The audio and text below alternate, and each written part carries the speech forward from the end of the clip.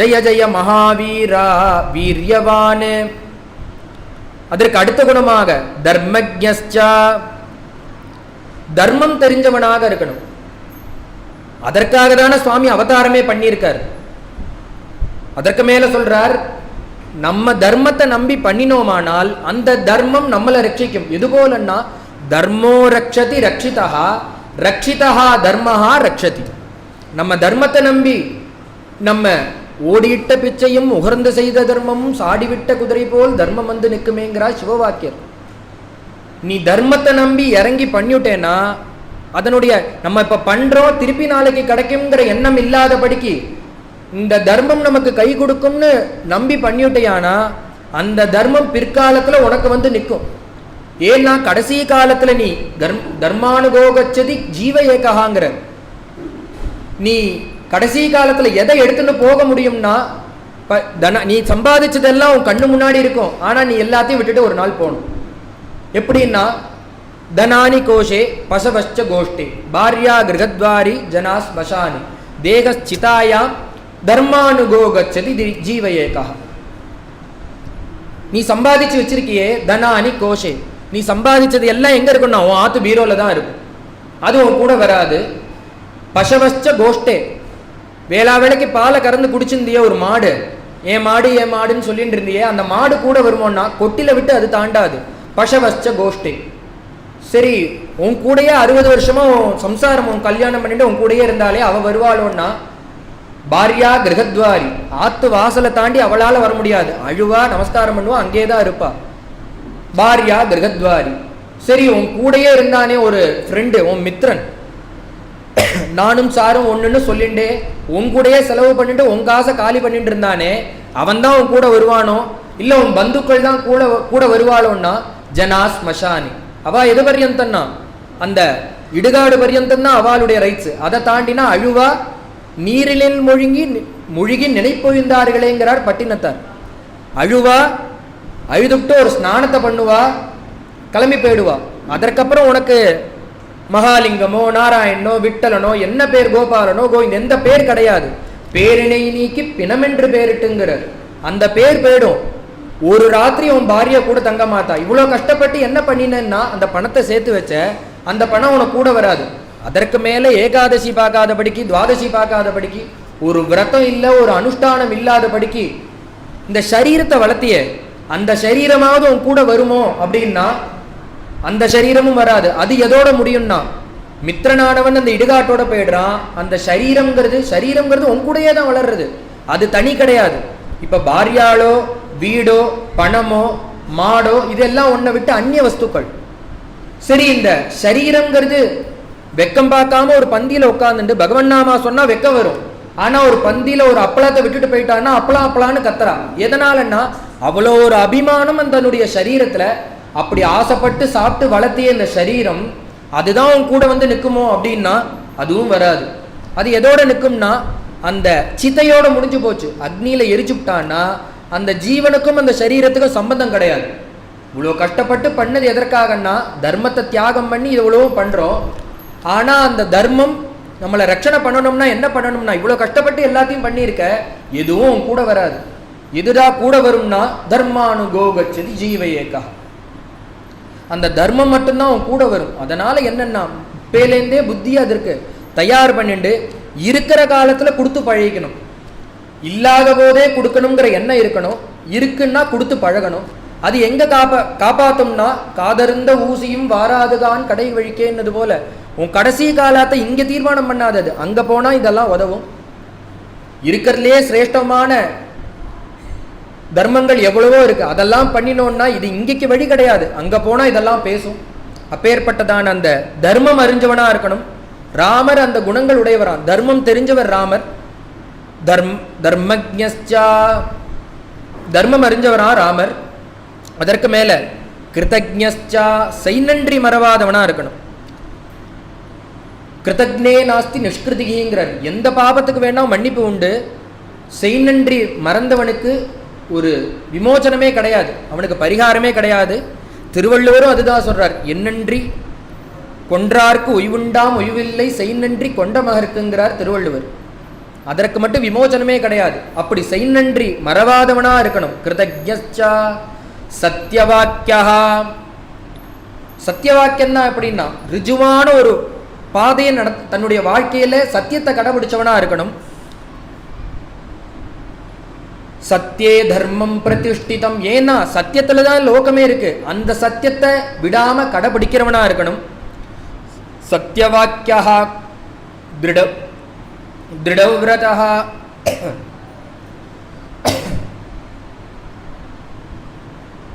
ஒரு விரதத்தை எடுத்துட்டானா கடைசி பர்யந்தம் போகணும். அவசரப்பட்டுன்னு ஒரு மாமா என்ன பண்ணுவார், ரிட்டையர்மெண்ட் ஆனோடனே ஏகாதசி விரதத்தை எடுத்துருவார். ஆனால் அவரால் தொடர்ந்து அதை பண்ண முடியாது. ஏகாதசி ராத்திரி அன்னைக்கே பசிக்க ஆரம்பிச்சிடும். உடனே சமயக்கட்டுக்கு போகிறது, எது இருக்கோ பழையதோ புதியதோ எது இருக்குன்னு பார்க்க மாட்டார், எடுத்து கபகபன்னு சாப்பிட்டுடுவார். இது என்னன்னா வாசனை. இவ்வளோ வருஷ காலமா, அந்த 60 வருஷ காலமா சாப்பிட்டு சாப்பிட்டு சாப்பிட்டு இந்த தேகத்துக்கு பழக்கியாச்சு. ஒரு ஏகாதசின்னா அந்த ஏகாதசி அனுஷ்டான திருடத்துவம் இல்லை. அதனால அதை விட்டுவிட்டு அந்த எல்லையை மீறுறது. அதுபோல இருக்கக்கூடாது. எடுத்துட்ட விரதத்தை கடைசி பர்யந்தம் ஒருத்தன் கடைபிடிக்கிறவனா இருக்கணும். திருடவ்ரதா. அதற்கு மேல சொல்றார் சாரித்ரேன சகோ யுக்தா. நல்ல சரித்திரம் உடையவனா இருக்கணும். நேரா பார்க்கும்போது எல்லாரும் கொண்டாடுவா, சார் இவரை போல உண்டா, இவர் ரொம்ப நல்லவராச்சே அப்படின்னு சொல்லுவா. நம்ம போனப்புறம் இவர் இன்னைக்கு இப்படி இருக்காரு அன்னைக்கு அப்படி இருந்தாருன்னு சொல்லக்கூடாது. அவர் இன்னைக்குமே ஒரே போலன்னு இந்த லோகமே பேசுறது போல நல்ல சாரித்திரம் உடையவனா இருக்கணும். சாரித்ரேன சகோ யுக்தா சர்வபூதேஷு கோஹிதா. மனிதர்களுக்கு மட்டும் இல்லாதபடிக்கு எல்லா ஜீவராசிகளிடத்தையும் ஒரு பிரியம் உள்ளவனா இருக்கணும். மேல கதையிலே வரப்போகுது, ராமர் என்ன பண்ணார், ஒரு வாயில்லாத பிராணி பட்சியான அந்த ஜட்டாயுக்கு சுவாமி தன் கையால கர்மாக்களை பண்றார். அவ அப்பாவுக்கு பண்ணல, ஆனா அந்த காரியங்களை ஜட்டாயுசுக்கு பண்றார். ஏன் பண்றார்னா சர்வபூதேஷு கோஹிதா. எல்லா ஜந்துக்களிடத்திலையும் பகவானுக்கு அப்படியோடு பிரீத்தி. அதற்கு மேல யுத்த காண்டத்துல குரங்குகள்லாம் மரிச்சு போயிடுறது. இந்த யுத்தத்துல கும்பகர்ணன் என்ன பண்றான், வந்த வேகத்துல இருக்கிற அந்த குரங்கெல்லாம் எடுத்து விழுங்கி விடுறான். நிறைய குரங்குகள் மரிச்சு போயிடுறது. யுத்தம் முடிந்த பிறகு, ராவண ஜெயம் ஆன பிறகு தேவதைகள்லாம் வந்து ஸ்தோத்திரம் பண்றா. புஷ்பமாரி பொழியிற காலத்துல இந்திரன் வந்து கேட்கிறான், ஏன்னா சுவாமி தான் அவதாரம். எதற்காக அவதாரம்? இந்த ராட்சசாதிகளை வதம் பண்றதுக்கு தானே அவதாரம். உடனே தேவர்கள் இந்திரன் எல்லாரும் வந்து சுவாமிகிட்ட என்ன வேணும்னு கேட்க, உடனே சுவாமி என்ன கேட்டார், அவர் மனுஷனா நடிச்சுன்னு இருக்கார். அவர் சொன்னார், எனக்கு எதுவும் வேண்டாம், அதற்கு மேல உனக்கு கொடுக்கணும்னா இந்த கும்பகர்ணன் யுத்த காலத்துல நிறைய குரங்குகளை சாப்பிட்டுட்டான். இந்த யுத்தம் ஜெயமாயி நாங்கள்லாம் நாட்டுக்கு போற காலத்துல சுக்ரீவ சைன்யங்கள் அதெல்லாம் அவெல்லாம் ஆத்துக்கு போற காலத்துல எல்லாராத்துலயும் ஆரத்தையை கரைச்சி வச்சுன்னு உட்கார்ந்துட்டு இருப்பா. நம்ம ஆத்துக்காரர் யுத்தத்துக்கு போயிருக்கா, திரும்பி வந்துடுவான்னு. ஆனா இந்த ஒரு சில ஆத்துல இந்த காலமான குரங்குடைய பத்னிகள்லாம் ஏமாந்து போயிடும். இந்த நம்மளுடைய ஆத்துக்கார் வரலன்னொன்னா அதுகள்லாம் ஏமாந்து போயிடும். அது வானரங்கள் தான் இருந்தாலும் அதனுடைய மனசு நோகடிச்சு போயிடும். உடனே சுவாமி என்ன சொன்னார், அந்த உன்னால நீ தேவன் என்ன வேணா பண்ண முடியும், எனக்கு என்ன பண்ணணும்னா என்ன பண்ணணும்னு கேட்டேன்னா இந்த மரிச்ச குரங்கெல்லாம் ஜீவிச்சு கொடுனர், உயிர்ப்பிச்சு கொடுனர். எதற்காகன்னா இதை கொடுத்தேன்னா அவெல்லாம் சந்தோஷப்படுவா. இதுதான் சொல்றார் சர்வபூதேஷு கோஹிதா. ஒரு வாயில்லா ஜீவன்ட்டையும் அப்படி ஒரு கருணையை காமிக்கக்கூடியவனா இருக்கணும். சர்வபூதேஷு கோஹிதா வித்வான் கக்க சமர்த்தஸ்ச. வித்வானாக இருக்கணும், அசடா இருக்கக்கூடாது, நல்ல படிச்சவனா இருக்கணும். அது மட்டும் இல்ல சமர்த்தஸ்ச சாமர்த்தியனா இருக்கணும், சாமர்த்தியசாலியாக இருக்கணும். ஒரு காரியத்தை கொடுத்தா வெட்டிண்டுவானா கட்டிண்டு வருது போல உள்ள சாமர்த்தியம் உடையவனாக இருக்கணும். கஷ்டைக பிரியதர்சனஹா. ஒருத்தனை பார்த்தா ஒருத்தாள்கிட்ட மட்டும் சர்வ பிரியதர்சனா இருக்கணும், எல்லாரிடத்துலையும் பிரியம் உள்ளவனா இருக்கணும். இப்ப செலவாளுக்கு எப்படி, நான் ஒருத்தரை பிடிக்கும் அதே ஆசாமி இன்னொருத்தருக்கு பிடிக்காது, அப்படி இருக்கக்கூடாது. எல்லா லோகத்தில் இருக்கிறவா எல்லாருக்கும் பிடிக்கக்கூடிய ஒரு மனிதனா இருக்கணும். கஷ்டைக பிரியதர்சனஹா. அது மட்டும் இல்ல ஆத்மவானு. ஆத்மவானுங்கிற ஆத்மவானுன்னா என்னன்னா ஒரு சன்மார்க்கத்தில் வாழ்க்கையை நடத்தவனா இருக்கணும். ஆத்மவான் கஹா ஜிதக்ரோதஹா. ஜிதக்ரோதஹான்னா கோபத்தை ஜெயிச்சவனா இருக்கணும். சிடுசிடுன்னு எப்பொழுதும் கோவிச்சுட்டே இருந்தாலும் நன்னா இருக்காது, அதற்குன்னு கோபத்தை சுத்தமாக விட்டாலும் நன்னா இருக்காது. எப்படி இருக்கணும்னா எந்த இடத்துல கோபம் வரணுமோ அந்த இடத்துல கோபம் வரணும். சுவாமியுடைய குணம் அப்படிதான் இருக்கும். எப்பொழுதும் சிடுசிடுன்னு இருக்கவும் மாட்டார். கோபத்தோடே யாராவது ஒருத்தர் இருந்தானா என்னன்னா அவர் பக்கத்தில் போகாதீங்க சார், அவர் ரொம்ப சிடுமூஞ்சியா இருப்பார்ன்றுவா. அதற்குன்னு எப்பொழுதுமே கோபமே இல்லாத ஒரு சாத்வீகத்தை காமிச்சுட்டே இருந்தோம்னா அவர்கிட்ட நீங்க என்ன வேணா பேசலாம் சார், அவர் கோபமே வராதுன்றவா, மதிக்கவும் மாட்டார். எப்படி இருக்கணும்னா ஜிதக்ரோதா, அதை தன்வசப்படுத்தி வச்சுட்டு இருக்கணும். அப்பேற்பட்ட ஒரு குணமுடையவனா இருக்கணும். தியுதிமான், ஸ்வயம் தேக காந்தி உடையவனா இருக்கணும். தேகத்துல எப்பொழுதும் ஒரு பிரகாசம் இருந்துட்டே இருக்கணும். எப்படின்னா ராமருடைய அந்த திருமேனியை பார்த்தா அந்த கம்பர் வர்ணிக்கிறார், தோள் கண்டார் தோளே கண்டார், தொடுகமல தாழ் கண்டார் தாழே கண்டாருங்கிறார். யார் யார் அந்த சுவாமி அப்படி நடந்து வரார், தசரதனை பார்க்க நடந்து வரார், அலங்காரம் பண்ணிட்டு இருக்கார். அப்படி நடந்து வர காலத்துல அந்த அயோத்தி ஜனங்கள்லாம் எப்படி பார்த்தான்னா ஒரு அங்கத்தை பார்த்தவா அந்த அங்கத்திலேருந்து கண்ணே எடுக்கலையாம். அப்பேற்பட்டதான திருமேனியை கொண்டவரா ராமர். ஒரு தோளை பார்த்தவா தோளை பார்க்கறா, கண்ணை பார்த்தவா கண்ணை பார்க்கறா, சிரசை பார்க்கறவா சிரசை பார்க்கறா, சுவாமியுடைய புஜ பராக்கிரமத்தை பார்க்கறவா அதை பார்க்கறா, நாபியை பார்த்தவா பார்க்கறா, சுவாமியுடைய பாதத்தை பார்க்கறவா பார்த்துட்டே இருக்கா. ஒவ்வொருத்தரும் ஒவ்வொரு அங்கத்தை பார்க்கறா, ஆனா அந்த அங்கத்திலேருந்து கண்ணை நகர்த்தவே இல்லை. ஏன்னா அப்படியுடைய தேக காந்திய உடையவரா அந்த ராமச்சந்திர பிரபு. அப்படி இருக்கணும். தியுதிமானு கோணசூயகா, தியுதிமானாக இருக்கணும். அனசூயகான்னா அனசூயை இல்லாதவனாக இருக்கணும். அனசூயை இல்லாதவனா எப்படின்னா பொறாமை இல்லாதவனாக. எப்படி பொறாமை இல்லாதவனா எப்படின்னா துருவசுவாமி சொல்றார் ஸ்ரீமத் பாகவதத்துல, நாரதர் உபதேசம் பண்றார், ஹே துருவா நீ எதற்காக இப்ப காட்டுக்கு போற கேட்கிறார். உடனே அந்த துருவசுவாமி சொல்றார், என்னுடைய ஆசையை எங்க அப்பா மடியில ஏறி உட்காரணும், அதற்காக நான் போறேன். என்ன பண்ண போறேன்னா காட்டுக்கு போய் தபசா ஆராத்ய புருஷம் தஸ்ஸைவ அனுகிரஹேனமே, பகவானை குறித்து ஆராதனை பண்ணி எங்க அம்மாவுடைய கர்ப்பத்துல பிறந்து அந்த அந்த அம்மாவனுடைய கர்ப்பத்துல பிறந்து எங்க அப்பானுடைய மடி ஏறணும்னு ஆசைப்பட போறேன், கேட்க போறேன். கர்ப்பதாரணம் பண்ணி குழந்தையா பிறந்து எங்க அப்பா மடியில ஏறி உட்கார போறேங்கிறார். உடனே அந்த நாரத சுவாமி அந்த துருவசுவாமிக்கு உபதேசம் பண்றார், நீ இப்படி இந்த குணத்தோட இருக்கக்கூடாது. எப்படி இருக்கணும்னா குணாதி, உனக்கு தாபம்ங்கிறது எப்படி இருக்குன்னா இன்னொருத்தரை பார்த்து பொறாமப்பட்டாதான் நம்மளுக்கு கஷ்டங்கிறதே வரும். அதனால நீ 3 குணத்தை எடுத்துக்கோ. எப்படி நம்ம எடுக்கணும், எந்த குணத்தை எடுத்துக்கணும்னா குணாதிகா அன்முதம் லிப்சேத், அனுக்ரோஷம் குணாதமாத், மைத்ரீம் சமானாதன் விச்சேத். 3 நிலையை எடுத்துக்க சொல்றார் நாரத சுவாமி. இதை எடுத்துட்டா யாருக்கும் பிரச்சனையே இல்லை. எந்த 3 குணம்னா குணாதிகான் முதம் லிப்சேத், நமக்கு மேல உள்ளவாளை பார்த்து பொறாமப்படக்கூடாது, அசூயப்படக்கூடாது. அனுக்ரோஷம் குணாதமாத், நமக்கு கீழே இருக்காளே அவளை பார்த்து இலக்காரமும் பண்ணக்கூடாது, ஹேளனம் பண்ணக்கூடாது. மைத்ரீம் சமானா அதன் விச்சே, நமக்கு சமமா இருக்கிறவனை பார்த்து ஆஹா நமக்கு சமமா வந்துட்டானேன்னு நினைக்க கூடாது, சந்தோஷப்படணும். என்னன்னா நம்மளை பகவான் கீழே வைக்காம இருக்கானேன்னு சந்தோஷப்பட்டுக்கணும், இவன் நமக்கு சமமா வந்துட்டானேன்னு ஒரு சந்தோஷப்பட்டுக்கணும், நமக்கு மேல இருக்கானேன்னு பொறாம கூட அவனுக்காக இந்த நிலை கிடைச்சதேன்னு சந்தோஷப்பட்டுக்கணும். இப்படி 3 நிலையில இந்த மனசை இப்படி வச்சுட்டேன்னா ந தாபைஹி அபிபூயத்தே, உனக்கு கஷ்டமே வராதரான்னு சொல்லி நாரதர் உபதேசம் பண்றார் துருவசுவாமிக்கு. அதுபோல அடுத்தவாளை பார்த்து அனசூயப்படாதவனா இருக்கணும். கோணசூயகா கஸ்ய பிப்யதி தேவாச்ச. அதற்கு மேல முன்னாடி சொன்னார் கோபத்தை ஜெயிச்சவனா இருக்கணுங்கிறார். இங்க சொல்றார் கோபத்தை, யாருக்கு கோபம் வந்தா கஸ்ய பிப்யதி தேவாச்ச, தேவர்கள் கூட நடுங்கணுங்கிறார். அது எப்படின்னா பகவான் கரதூஷண திரிசரஸ் வதத்துக்கு வரா, யுத்தத்துக்கு வரா, சூர்பனக்க போய் சொல்லிவிடுறா. சுவாமி உடனே என்ன பண்றார், 14,000 ராட்சசர்கள் ஒரே இடத்துல கூடி வந்துட்டா. சுவாமி யாருன்னா ஏகாக்கி ஹயமையாடின்னு இவர் ஒருத்தர் தான் இருக்கார்.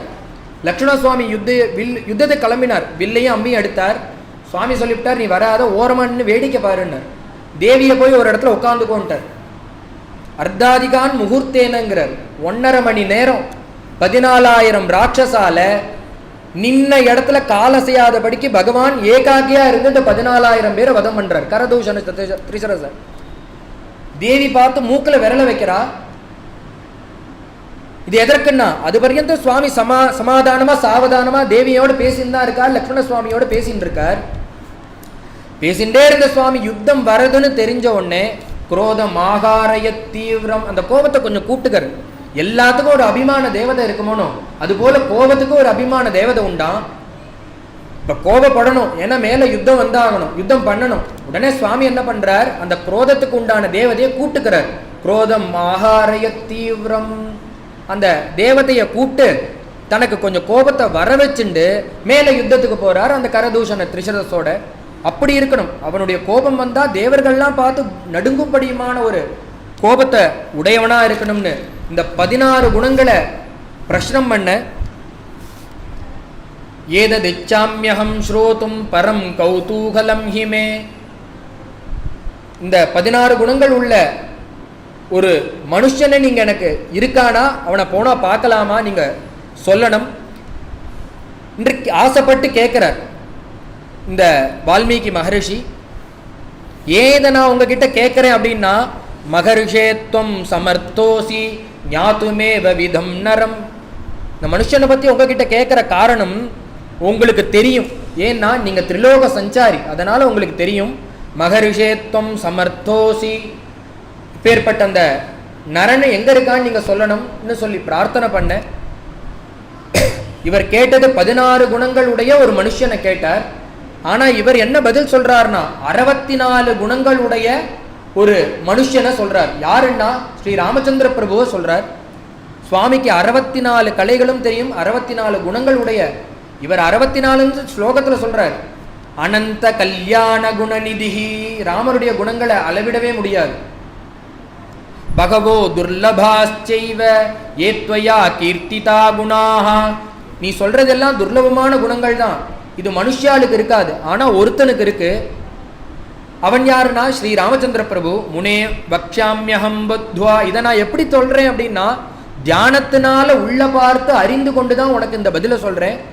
ஏத்வயா ஸ்ரூயதாம் நரஹா, யாருன்னா இந்த இக்ஷ்வாக்கு வம்சத்துல பிறந்த ரகுவம்சத்துல பிறந்த ராமச்சந்திர பிரபு தான் நீ சொன்ன இந்த இத்தனை குணங்களுக்கும் உடையவன் அவன் தான். இக்ஷ்வாக்கு வம்ச பிரபவஹா ராமோ நாம ஜனைஸ்ருதா நியதாத்மா மகாவீர்யஹ த்யுதிமான் திருதிமான் வஷி புத்திமான் நீதிமான் வாக்மி ஸ்ரீமான் சத்ருநிபர்ஹணஹ விபுலாம்சோ மகாபாகுகோ கம்புக்ரீவோ மகாமனுஹு. இவர் இன்னும் நிறைய குணங்களை சேர்த்து இக்ஷ்வாகு வம்சத்துல பிறந்தவர், 64 தரமூலையில பிறந்த இந்த ராமர் தான் நீ சொன்ன இந்த இத்தனை குணங்கள், இதை தவிர நிறைய குணங்களை உடையவர். அந்த ராமருக்கு, இந்த தசரதனுடைய குழந்தையான இந்த ராமருக்கு ஒரு சமயம் தசரதன் தனக்கு வயசாயிடுத்து தன்னுடைய குழந்தையான ராமருக்கு இந்த யௌவராஜ்ய பட்டாபிஷேகம் பண்ணி வைக்கணும்னு தீர்மானம் பண்ணி இந்த ராஜ்யத்தை அவரிடத்துல ஒப்படைச்சிருவோம்னு நினைச்சுட்டு இருக்கார். நினைக்கிற காலத்துல நாளைக்கு பட்டாபிஷேகம்னு அனௌன்ஸும் பண்ணியாச்சு, சுவாமிக்கு ரக்ஷாபந்தனமும் ஆயிடுத்து. இந்த சந்தோஷமான செய்தியை ஜனங்கள் இடத்துல சொல்றார் தசரதன். ஜனங்களுக்கெல்லாம் அவ்வளோ ஒரு உற்சாகம். ஏன்னா ராமராஜ்யம் நம்மளுக்கெல்லாம் கிடைக்க போறதுங்கிற உற்சாகத்துல ஜனங்கள்லாம் கரகோஷத்தை எழுப்பி சந்தோஷத்தை தெரிவிக்க. உடனே தசரதனுக்கு ஒரு வருத்தம். என்ன வருத்தம்னா, நான் என்னுடைய ஸ்தானத்தை விட்டு கொடுக்க போறேங்கிறேன், நீங்க இவ்வளவு சந்தோஷமா ஏத்துக்கிறீங்களே, என்னுடைய ராஜ்யம் பிடிக்கலையா அவங்களுக்குன்னா. உடனே அந்த ஜனங்கள்லாம் சொல்றா, நீங்க செய்யற ராஜ்யம் பிடிக்காம நாங்க கைத்தட்டல, எங்களுக்கு இப்படி இன்னொரு ராஜா கிடைக்க போறாரேன்னு நினைச்சு நாங்க சந்தோஷப்படுறோம். ஏன்னா உங்க குழந்தைகிட்ட இருக்கிற குணம் இருக்கே, அது எப்படின்னா அது சொல்லி மாளாது.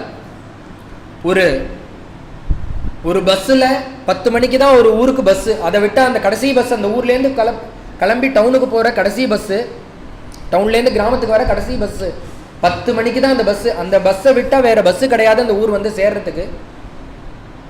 அந்த பஸ்ஸில் ஏறுறதுக்கு எத்தனை பேர் இருப்பானா, ஒரு பஸ்ஸில் 70 பேர் ஏறலான்னா அங்க நிக்கிறவா எத்தனை பேர் இருக்கான்னா 150 பேர் நிக்கிறா.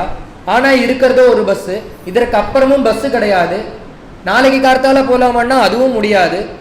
இப்படி இருக்கிற காலத்துல அந்த ஒரு பஸ்ல எப்படி தொங்கிண்டு தன்னுடைய கட்டவரல் நுனிய பதிச்சுண்டு ஒரு கம்பியை பிடிச்சிண்டு எப்படி டிராவல் பண்ணி போவாளோ, பயணம் பண்ணி போவாளோ, எங்கன்னா மேலேயும் ஏறிப்பா, சைட்லேயும் ஏறிப்பா, படிக்கட்டில் ஃபுட்போர்டும் அடிப்பா, பின்னாடியும் தொங்குவா. இப்படி கஷ்டப்பட்டு தன்னை உயிரைய பணைய வச்சு டிராவல் பண்ணி போறா. எதனாலனா வேற பஸ்ஸு கிடையாது. அந்த ஒரு பஸ்ஸை விட்டா வேற பஸ்ஸு கிடையாது. அதுபோல எப்படி ஒருவன் டிராவல் பண்ணி போவானோ, அப்படி பயணம் பண்ணி போவானோ, அதுபோல உங்களுடைய பகவானுடைய உங்களுடைய குழந்தையான ராமருடைய திருமேனியில குணங்கள் ஒட்டின் இருக்கு. எது போலன்னா இடமில்லாம எப்படி ஒரு கட்டவலன் நுனிய படிச்சுட்டு ஒருத்தன் பயணம் பண்ணுவானோ அதுபோல அத்தனை குணங்களும் உங்க ராமரை பிடிச்சுன்னு இருக்கு. அவர் அந்த குணங்களை கடைபிடிக்கல. ஆனா அந்த குணங்கள்லாம் போய் ராமனிடத்துல அண்டி இருக்கு. அத்தனை குணங்கள் நிரம்பினவர் அந்த ராமர். அப்பேற்பட்ட அந்த ராமர் எங்களுக்கு ராஜ்யத்துல ஒரு ராஜாவாக வராருங்கிறதுனாலதான் நாங்க சந்தோஷத்தை தெரிவிச்சோமே தவிர, நீங்க எங்களை நல்ல பிரஜையா பார்த்துட்டேன், நல்ல ராஜாவாக இருந்து எங்களை பரிபாலனம் பண்ணினேன்னு சொல்ல தன்னுடைய ஸ்தானத்தை விட்டு கொடுத்துட்டார். இந்த சந்தோஷமான செய்தியை அந்தப்புறத்துக்கு போய் கைகேயின் இடத்துல சொல்ற காலத்துல கூனி விஷமத்தினால கைகேயினில புத்திவேதனம் பண்ண உடனே அந்தப்புறத்துக்கு வந்த அந்த தசரதன் இடத்துல 2 வரன்கள் கேட்கிறான். இந்த ராமருக்கு பட்டாபிஷேகம்னு ஒன்று சந்தோஷம்தான் பட்டா கைகேயி. இருந்தாலும் இந்த புத்தி பேதனத்தினால 2 வரனை கேட்டுட்டு உட்கார்ந்துட்டு இருக்கா, கேட்கறதுக்காக உட்கார்ந்துட்டு இருக்கா. உடனே அந்த தசரதன் வர அவர் இடத்துல 2 வரன்களை பிரார்த்தனை பண்ண, தேவாசுர யுத்தத்தில் எனக்கு கொடுத்தேலே அந்த 2 வரன் எனக்கு இப்ப வேணும். என்ன அந்த 2 வரன்னா, 17-16 வருஷம் இந்த சுவாமி ஜட்ட மரவருவியோட காட்டுக்கு போகணும். மற்றொரு வரன் என்னுடைய குழந்தையான பரதன் இந்த நாட்டை ஆளணும். பிரார்த்தனை பண்ண. ஏன் இந்த வரனை கேட்கிறேன்னா, இங்க கொடுத்துதான் ஆகணும், எனக்கு வாக்கு கொடுத்துருக்கேன்னு சொல்ல தர்மபாஷ பத்தனான அந்த தசரதன் அந்த 2 வரன்களையும் கொடுக்க, சுவாமி என்ன பண்ணார்னா, அந்த அப்பானுடைய வாக்கு நேரடியாக கூட கிடையாது, நீங்க காட்டுக்கு போங்கன்னு. மறுநாள் காலத்தால சுவாமி அப்பாவை பார்க்க வரார். வர காலத்துல அப்பா நேரடியாக கூட இதை சொல்லல, கைகேயி தான் இதை சொல்றா. ஆனாலும் சுவாமி தன்னுடைய குருவர்த்தே தெக்தராஜ்யங்கிற சுகாச்சாரியால் அப்பானுடைய வாக்குன்னு ஒருத்தர் சொன்னா அதை நம்பி பகவான் காட்டுக்கு கிளம்புறார். காட்டுக்கு கிளம்புற இந்த ராஜ்யத்தை விட்டார். எது அவருக்கு பெருசுன்னா தர்மம் பெருசு. தர்மம்னா என்னன்னா பித்ருவாக்கிய பரிபாலனம். அப்பா சொல்லிட்டாரோனோ அதை நிறைவேற்றணும். அப்பா சொன்னதை நிறைவேற்றலைன்னா என்ன ஆகும்னா, அப்பா சொன்ன கேட்காத புள்ளன்னு தனக்கு பேர் வரும். இது தர்மத்தை விட்டு விலகினதாக ஆகும். அப்பா சத்தியத்தை விட்டு மீறதாக மாறும். நாளைக்கு பின்னாடி பேசுறவா தர்மத்தை விட்டவான்னு பேசுவா. இந்த பேச்சு வரக்கூடாதுங்கிறதுக்காகவே சுவாமி என்ன பண்ணார், நாட்டை துச்சமாக மதிச்சு தர்மத்தை பெரிதாக நினைத்து காட்டில் கிளம்புறார். இததான் சுக்காச்சாரியால் சொல்றார், குருவர்த்தே தியக்தராஜ்யா. அவருடைய மனசுல பெருசா இருக்கு. எது பெருசுன்னா அப்பா பெருசு. அதை விட பெருசு எதுன்னா தர்மம் பெருசு. அந்த தர்மத்தை பெருசா நினைச்சதுனாலதான், அப்படி நினைச்சதுனாலேயே சுவாமிக்கு பல பக்தால் கிடைக்கிறார். அப்படி ராஜ்யத்தை விட்டு காட்டுக்கு வந்ததுனாலதான் அன்புள்ள குகனோடு ஐவனாரோன்னு குகன் கிடைக்கிறான், ஜட்டாயுசு கிடைக்கிறா, சுக்ரீவன் முதலிய எல்லா பக்தரும் கிடைக்கிறார். எதனால சுவாமி நாட்டை விட்டார்னா தர்மத்துக்காக விட்டார். அப்பாருடைய அந்த பித்ருவாக்கிய பரிபாலனத்துக்காக சுவாமி நாட்டை விட்டு கிளம்புற காலத்துல தன்னோடு வருவேன்னு தேவியும் நிற்கிறா. சுவாமி உபதேசம் பண்ணி பார்த்தார், கேட்கல. தேவியும் வர. அடுத்ததாக லக்ஷ்மண சுவாமியும் கிளம்ப, அவர்கிட்டையும் நீ வர வேண்டாங்கிறா. நீ அப்பாவுக்கு சுசுரூஷ பண்ணிட்டு இங்க இருன்னா அவரும் கேட்கல. உங்களுக்கு சுசுரூஷ பண்ணிட்டு தான் நான் இருப்பேன், அதனால் நானும் காட்டுக்கு வரேன்னு அவரும் கிளம்பி வர. நாட்டை விட்டு கிளம்புறார் சுவாமி. ஜனங்கள்லாம் அழறா, பேர்பட்ட பிரபு நாட்டை விட்டு கிளம்புறார். நாளைக்கு பட்டாபிஷேகமா இருந்த பிரபு கிளம்புறாருன்னு ஜனங்கள்லாம் வருத்தத்தை தெரிவிக்க, சுவாமி அதெல்லாம் எதுவுமே கண்டுக்கல. தர்மம் மனசுல வச்சுட்டு கிளம்பிவிட்டார். போறதா ராமர் சரையூ தீரம் பர்யந்தம் சுமந்திரன் கொண்டு போய் விடுறான். அந்த குதிரைகள்லாம் கதறது. எல்லாத்தையும் தியாகம் பண்ணார். தூங்குற காலத்துல சுவாமி அக்கறைக்கு போயிடுறார். போனா அங்க இருக்கிற குகன் கிட்ட மர உரி தரிச்சுட்டு கிளம்பி போயிட்டார். அந்த குகனை சக்கியம் பண்ணிட்டு அன்புள்ள குகனோட ஐவரானோம்னு அவனை சக்கியம் பண்ணிட்டு மீனையும் தேனையும் வைக்கிறான். நீ கொடுத்ததே எடுத்துட்டது போல ஆச்சுன்னு சுவாமி தொட்டுவிட்டு அவன்கிட்டேந்து ஜட்டைக்கு உண்டான வஸ்துக்களை வாங்கி ஜட்டையை தரிச்சுக்கிறார். ஆலம்பால வாங்கி ஜடையை தரிச்சுக்கிறார். அங்கிருந்து சுவாமி பக்கத்தில் இருக்கிற ஸ்ருங்கிபேரபுரத்தில் வந்து இருந்துட்டு இருக்கார். ஒரு சுவாமி அப்படி இருந்துட்டு இருக்கிற காலத்துல இது எதுவுமே தெரியாது. சுவாமி இப்படி நகர்ந்தார். ராஜ்யத்தில் இருக்கக்கூடிய தசரதனுக்கு பிராணவியோகம் ஆயிடுத்து. தசரதன் பிராணவியோகம் அடைஞ்ச செய்தியை பரதனுக்கு சொல்லி அனுப்ப, பரதன் அவருடைய மாமாவுடைய கிரகத்தில் இருக்கார். அவருடனே இந்த செய்தி கிடைச்சி கிளம்பி வரார். வந்து பார்த்தா ராஜ்யமே சூன்யமா இருக்கு. அண்ணா இல்லை, தம்பி இல்லை, மண்ணி இல்லை, யாருமே நாட்டில் இல்லை. ராஜ்ய ஜனங்கள்லாம் அழறா. சிம்மாசனம் சூன்யமா இருக்கு. அப்பாவும் இல்லை. அப்பா எங்கன்னு கேட்டா எல்லாரும் போக வேண்டிய இடத்துக்கு உங்க அப்பாவும் போயிட்டான்னு கைகேயி சொல்றா. என்ன ஆச்சுன்னு கதையெல்லாம் கேட்க, ராமர் காட்டுக்கு போயிட்டாப்பா. எதற்காகன்னா உனக்காக தான் நான் இத்தனையும் பண்ணினேங்கிறார். உடனே அந்த சுவாமிக்கு மகா கோபம் வந்துருது. எனக்கு நீ நல்லது பண்ணல, கெடுதல் தான் பண்ணியிருக்க. நேரா போனார். இந்த லோகம் ஒன்ன தப்பா பேசாது, என்னதான் தப்பா பேசும். ஏன்னா அண்ணனை விரட்டி விட்டுவிட்டு இந்த நாட்டை ஆண்டான்னு சொல்லி என்னதான் தப்பா பேசுவா பின்னாடி. அதனால நேரா போனார். கௌசல்யா அம்மாட்ட மன்னிப்பு கேட்டுவிட்டு, இதற்கு நான் காரணம் இல்லை, என் அம்மா தான் காரணம்னு சொல்லிவிட்டு, இந்த ராஜ்யம் எனக்கு வேண்டாம், என் அண்ணா இல்லாத ராஜ்யம் எனக்கு வேண்டாம், நான் இதை தரிக்க மாட்டேன்.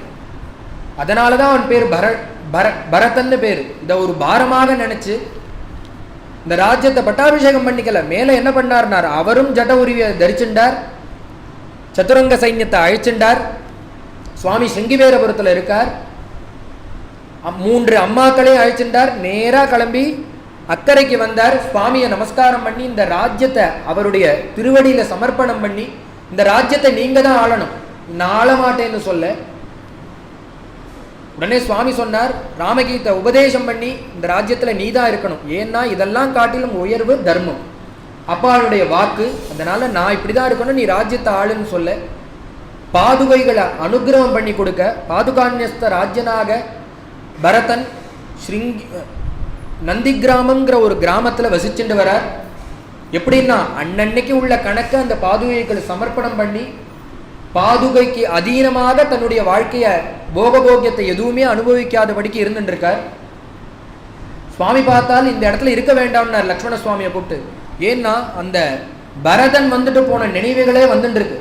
அதனால இங்கேருந்து கிளம்பி உள்ள இன்னும் காட்டுக்கு போறார். உள்ள பிரவேசமாறார். பிரவிஷ்யது மகாரண்யம். விராத வதம் பண்ணார். ரிஷிகளுக்கெல்லாம் அபயம் கொடுக்கிறார். ரிஷிகள்லாம் சொல்றா, இந்த ராட்சசாதிகளை வதம் பண்ணணும், அவளுடைய உபதிரவம் தாங்கல. ஒரு மலை மாறி கிடக்கு இந்த அஸ்தி கூடம். இதை பார்த்தோன்னா இது சுவாமி இது என்னன்னு கேட்கிறார். இதெல்லாம் இங்க தபஸ் பண்ணிட்டு இருந்த ரிஷிகளுடைய அஸ்தி.